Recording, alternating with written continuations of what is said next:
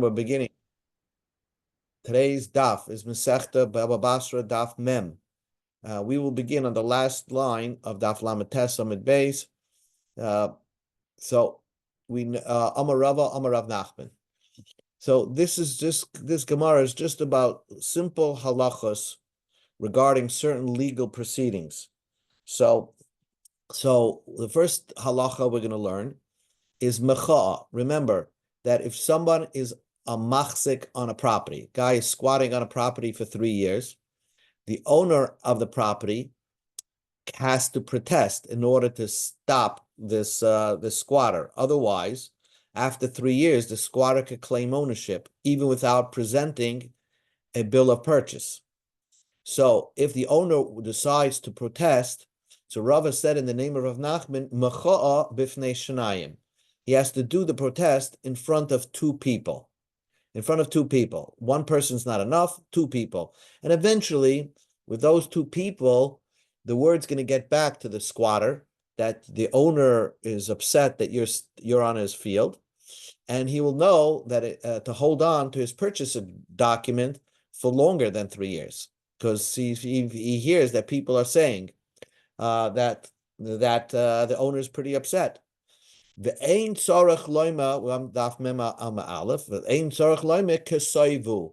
don't have to say to those two people that you made the protest to, if the owner made a protest, write it down that I'm making a protest. In other words, usually, if you tell somebody something, he's not allowed to write it down unless you give him permission. Here, even if you didn't give him permission to write it down, they could write it down because this is a good thing to have. In case years later, where you can't find the Eidim, he'll have a document to prove that he made a macha'a, that he made a protest. So even if he didn't give instructions to write it down, they can go ahead on their own and write it down that so-and-so, the previous owner of this field or the owner of the field made a protest of this person that is squatting on his property. So that is the first halacha, that you need two people to do that. Now, maidah is a declaration. Now, here it's a funny thing, but let's say a person feels that he's being forced to sell his property, okay? But he's uncomfortable to say that I'm not going to sell the property. I don't want to. Somebody, they made him an offer, he can't refuse. Let's put it that way. The mafia made him an offer, he can't refuse. So prior to going to contract, he makes a declaration in front of two people and says, you should know I'm about to go into contract to sell my property, but know that I'm doing this against my will. And one day, we're going to have an honest court system, I'll be able to get the property back. So if you express your declaration in front of two people, that's good. And they are witnesses that you're selling this property under duress. And the ein tzarich loimer kesoivu. You don't even have to give them instructions to write it. If they go ahead and write it on their own, right? So that's good, because then you'll have a document that says that you were under duress when you were selling this property. So that is, and normally, again, you would need permission to write everything down. They would need permission, but here they don't even need permission because it's to your benefit if they write it down. That's the second halacha. The third halacha is haida'ah. Let's say I go ahead and agree that I owe somebody money. So I want to give that haida'ah agreement or admission that I borrowed from somebody money and I owe him $1,000.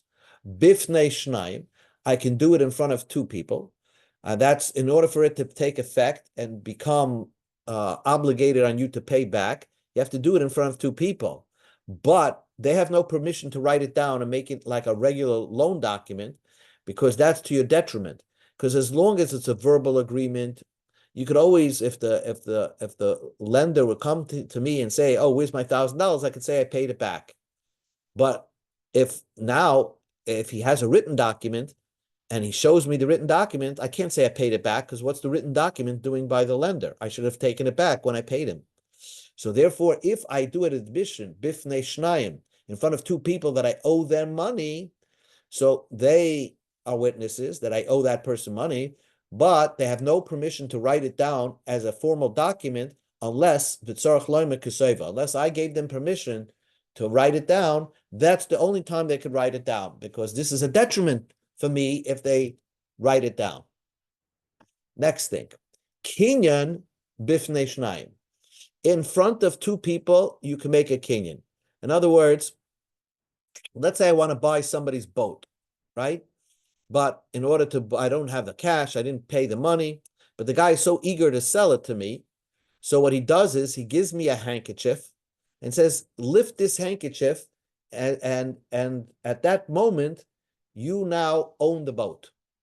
So I lift the handkerchief, and now I own the boat. There's no backseas. In other words, now I own the money to pay for the boat, but whatever's going to happen to that boat is mine. If it goes up in value, I gain. If it's damaged, it's my loss. But kinyan b'fnei shayim, if you do an acquisition, you could do it in front of two people.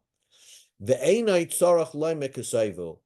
you don't have to say to the people who are witnessing the acquisition, write it down that I'm purchasing it. I mean, that they can on their own write it down that you are purchasing this item. Now, this could be a detriment to you, because if you don't have the money yet, and if they write it down, now you're really, really obligated. So the Brisa, Rava said in the name of Nachman, they could write it even without your instructions, even without your permission. They could write it down that they saw that you made an acquisition on this boat. Okay, if the two people, and you don't need to give them instruction. If they do it on their own, that's it. The fifth thing, halacha is v'kiyum shtaresh b'shloisha. To authenticate a shtar, ratify a document, you need a bezdin of three people. You know, if I have a loan document and there's some people signed on it, and I have to, in order for it to be valid, bezdin has to give their stamp of approval that they know that it's a valid, their signatures are authentic, and they put a stamp on it. That has to be done in front of three people, bezdin, and then some people testify that the signatures are authentic, and then bezdin writes a henpik, is something which is called a ratification, a verification that this document is valid. So these simple, straightforward halachas. Amar Rava, so Rava had ikashli. If I have one question, hakashli. This would be my one question. Hi kinyan echidami. When someone sees me do an acquisition, right? And in our case, I'm buying the boat, and the owner of the boat gave me a handkerchief to lift up. So the question is, the Rava said in the name of Rav Nachman said you need two people. So wait a second. Ikemasa bezdin. If an acquisition is something that bezdin makes valid, you need a court to make the acquisition valid. So then, why is two people enough? Liboya tlasa, you should have three witnesses seeing you make the acquisition. If it's not a court item to make an acquisition, all you just need is two people to testify that you made the acquisition. So why don't I have to say to them to write it? In other words, why are they allowed to write it on their own without my instructions? If this could be a detriment to me, to write it down that I made the acquisition could be a detriment to me, and they have no right to do that without my permission. If it was a court issue, so then the courts, if I needed three people and it was a court action, acquisition was court action, then as a court, you don't need my permission to write everything down. Courts write everything down. But if it's just a testimony, they see me lift the handkerchief with my intention to purchase that boat, but I didn't give them permission to write the whole transaction on a piece of paper down to make it valid. Perhaps that would be against me. In case, let's say, something happens to the boat, if it's not in written form and we don't have witnesses, then I'm not going to be held accountable. So I'd rather not have it in written form. So why is it by kinyan bifnei shnayim, and you don't have to say, write it down? They could write it down on their own. So this was Rava's question. So Basra de Boya, after Rava asked this question, Hada Psheta, he answered it himself. La'olam, really, lav kamalsa bezdin dami. When you make an acquisition, it's not a court matter. It's a personal matter between me and the seller, right? So therefore, that's easy. What's the reason why they don't need my instructions to write it down? They could write it down on their own. Because if I'm making the acquisition, it's obvious that the seller would want this and also the seller would want me to have it written in written form because he's anxious to get rid of the boat. And therefore, he himself wants it written down. And if he's going to sell it, he's going to do it in a most generous manner, and he's not going to want to back out. Therefore, he's okay with it being written down, and I'm okay with it purchasing it. So both of us are okay with it being written down from a desired aspect, and therefore, these witnesses that see the acquisition on their own, they can write it down. Now the Gemara just tells us a halacha regarding declarations. Remember, the word moida'a was a declaration that you tell two people that I'm going into a contract to sell my property, but know that the mafia is forcing me to sell my property. And therefore, I'm letting you know that I'm under duress going into this sale. So Rabba, Rabbi Yosef, the Amri Tavayu, Rabba and Rabbi Yosef both say, Loi kasvina mada ela aman de loi tzayas dina. We don't write a meidah unless that you're going into contract against somebody who's a lawless person. That we know that that you're going into contract to sell your property to the mafia. So therefore, that is where you write a meidah. Bezdin could you go to two people and they write a meidah that this transaction is invalid. And once later on I pull out the meidah, it will invalid, it'll make nullify the transaction that I got into. That's only because it's known that the people who I'm selling to are crooks. But what happens if you're really selling to a nice guy who has no bad name? So therefore, I can say, why would you do it this way? If you really don't want to sell, then don't sell to the guy, because he's a guy that's a nice guy. He's going to listen to it. He's not a lawless person. And if you're selling it, it must be you really want to sell it. So why are you writing this meidah? Because you're making a trick. You're saying to yourself, listen, you're stuck for cash. So you're going to sell the property temporarily, get the money, do whatever you need with the cash. One day you're going to get the money back. And now you're going to go back to the original owner, to the purchaser, who's a nice guy, and say, I was under duress when I sold you the property, and I was forced into the sale. So on that type of person, we would not write this meidah. The declaration would be invalid. So you have to know when they're writing the meidah, who is the guy going into contract with. If it's somebody that doesn't pay attention to halacha, then we will not write then we would write the meidah. But if it's somebody that does, he's a nice guy, then we're worried that the seller is just tricking over here and he's not really saying the truth. So we would not write this meidah. But Abai and Rava, the Amru Tavayu, both Abai and Rava said, Afilu alai v'alecha. Even if we are the parties of the sale, of the purchase, the one that's selling could write a meidah against us. And we for sure certainly listen to we are great people, but it doesn't matter. A meidah could work to nullify a contract that you're getting into. So if you know you're getting into a contract, if you want, you could write a meidah privately, a side agreement with somebody to let them know that you should know I'm going into this contract, but know that I'm being forced for the sale. And later on, years later, if you pull out that meidah, it would invalidate the sale. So it's a very interesting thing, this concept of meidah. Amrei Nehardai, but Nehardai said. In Nehardai, they said, the yeshiva students in Nehardai, kol meidah, any type of declaration, we go to Amid Beis, Mem Amid Beis, to like kesiva bei ano yadanim bei beunse deplanyan, that the people who you're writing the meidah, the witnesses, if it's not written in the paper that we know exactly why he's being forced into this. If they don't really express that they know why the reason the guy is is being forced for the sale, lav maidai. That's not called a declaration. That's an invalid declaration. In other words, the witnesses who are signing on this maidah have to say, I know exactly why he is under duress and he's selling this property and he's forced into the sale. If they don't know the reason, then it's not considered a maidah. So the Gemara says, maidah demai. So what is this maidah? What maidah are we referring to? Are referring to a get or a gift. So a guy who's about to give a get to his wife says to privately that I want you to know I'm forced into giving this get.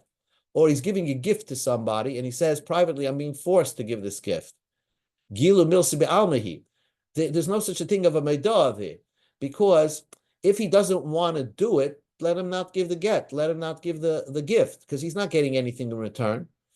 And if he does do it, then it shows that the maidah is not going to be worth anything, right? It's because since he's not accepting any money or payback for what he is doing, like for the get or for giving somebody a gift. If he wants to give it, so then why is he giving a maidah? And if he doesn't want to give it, why is he giving the get matana? So therefore, he doesn't have to, so it must be that if he does give it, then everybody knows what he was forced into it. Then maybe it's public knowledge already that he was forced into it. So you don't even have to write a maidah, because then it's already public knowledge that this guy, they locked him into a cell to give a get to his wife. So perhaps you don't even need to write a maidah. So if it's just a regular sale, guy is trying to sell a property and he writes a maidah prior to that, so that he's being forced into the sale. Rava said, Rava has a new thing. The maidah doesn't work on any sale. It doesn't work. If you're selling a property, you can't write a maidah beforehand saying, oh, I'm going to be under duress selling this property. It doesn't work. Rava has this straight opinion. And I guess Rava was from Nardoi. So what we're trying to understand, what is a valid maidah? How could you have a valid maidah in Nardoi? If it's a get and matana, you don't need a maidah. And if it's a sale also doesn't work maidah. That's what Rava said. Answers the Gemara, sometimes even for a sale where it's obvious that you're really forced into it. So Moida Rava would agree, if you're really forced into it, then you would write a maidah. Kamaisa de Pardesa, like the story with the orchard. Dahu Gavra, there was this person, the Mashkin Pardesa lechaver letlish shinim. A guy borrowed money from his friend, and he's told his friend, you hold on to my orchard for 3 years and enjoy the fruits, and during those 3 years, you're getting paid back on your loan. Basra da achala tlashane chazaka. After he ate 3 years of chazaka, Amar, he said, if you're going to sell it to me, great. The lender said, if you're going to sell me the property, that's great, because I like this orchard. I want to keep it. I'll pay you for it. But if you don't, I'm going to hide the loan document and that I took this as collateral. And I've been here for 3 years. And I'll say I purchased it. So this borrower is now really forced into this transaction, because if he doesn't agree to selling it to the lender is going to cause him to lose the whole property without any remuneration. And therefore, in that case, in such a case, kasvin in maidah, Rava would agree that you do write a maidah on such a sale. Normally, this idea of writing a maidah, if you think about it, it would cause the whole contract market to fall. Because every time you write a contract, you don't know if the guy previously, prior to your purchase, wrote a maidah saying that he was under duress when he sold it to you, and will give more valid to that maidah than to your purchase agreement. So Rava says, abolish that. There's no such thing as maidah. But when it's really, when he really has a reason, we can see that the person was really being forced into a sale, then, and it makes sense, then you would write a Maidah. Amar Rav Yehuda. Rav Yehuda said, Hai matanta de tamirta loy magbina be.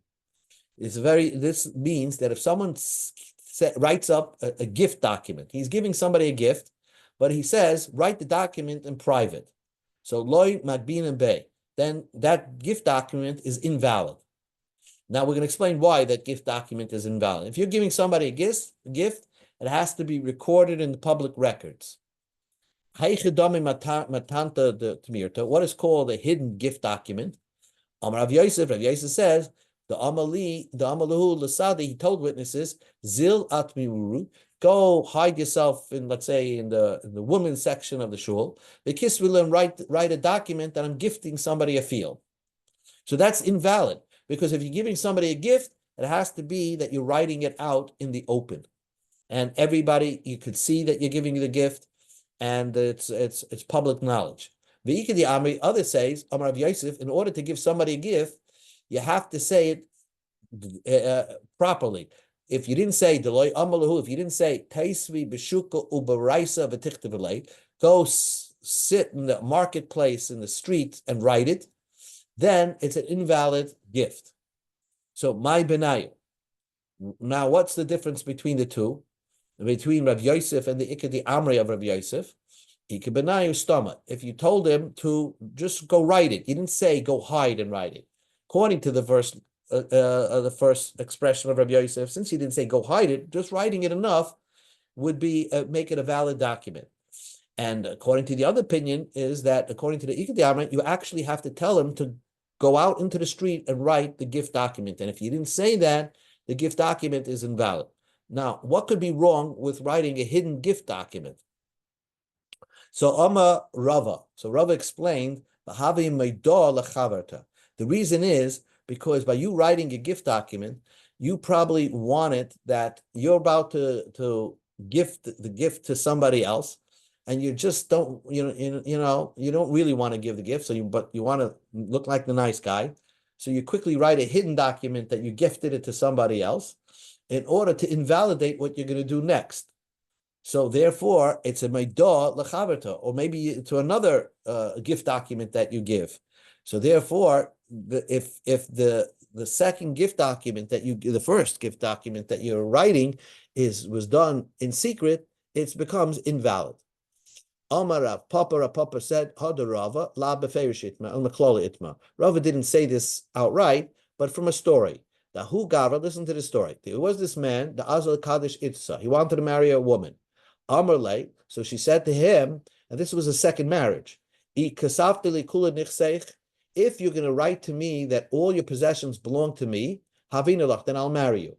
And if you don't write it, then I'm not getting married to you.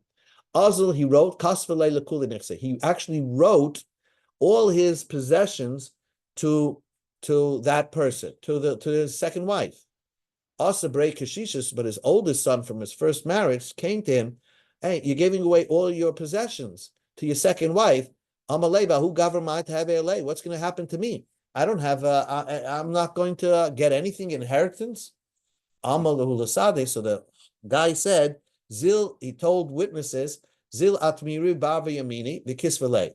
Go hide yourself out and write a gift document that I'm giving it to this person. Also, the comment to Rava that came to Rava. So who gets the property? Does the new wife get the property, or does the son get the property? Nobody gets the property because he didn't want to give it to his wife. He only gave it to his wife, to his second wife, because that was the only way she would agree to marry him. And yet he didn't give it to his son because he didn't give a proper gift to his son. He told somebody to privately write up a document that I'm gifting it to my son. So nobody gets the property. It still remains in the hands of the man. Man the Chaza, whoever observed this story, Savar, he thought, Mishum dehave meidah lechavarta. The reason why it doesn't work is because he wrote a hidden document to upend what he was giving to his wife. V'lohi. It's not true. What he gave to his wife is obviously, he didn't really want to give all his possessions to his wife, but he was like, sucked into